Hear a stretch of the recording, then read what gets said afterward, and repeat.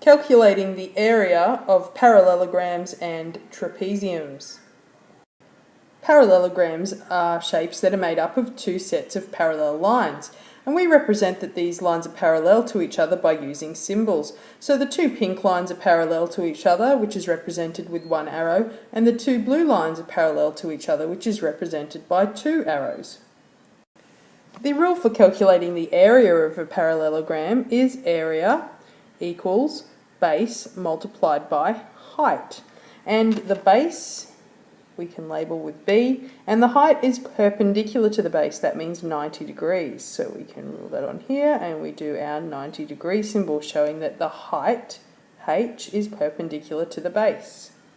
Now you'll notice this rule is very similar to calculating the area of a rectangle, and we can actually see how that comes about, because if I take a line here and turn this part into a triangle, I could actually move this triangle down this end, and you would see we would now actually end up with a rectangle. So that's why the rule is very similar.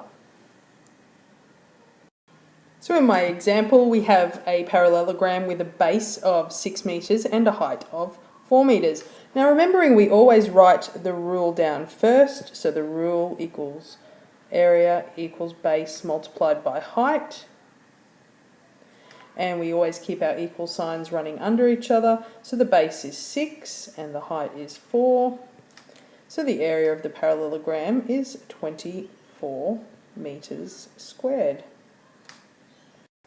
The next shape we're going to look at is a trapezium, and as you can see, a trapezium is a shape with one set of parallel lines.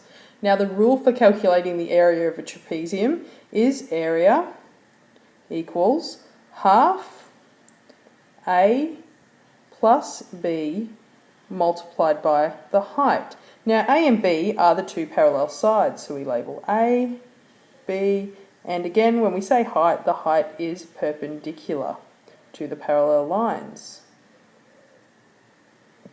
So for our final example, we're going to calculate the area of this trapezium. We always start by writing the rule, so area equals half A plus B multiplied by the height, and we substitute our values in, so we've got half multiplied by A, which is 7, plus B, which is 8, the two parallel sides, and it's all multiplied by 5 for the height, so that equals half. 7 plus 8 is 15, multiplied by 5, and 1/2 of 15 is 7.5 multiplied by 5 equals 37.5 meters squared.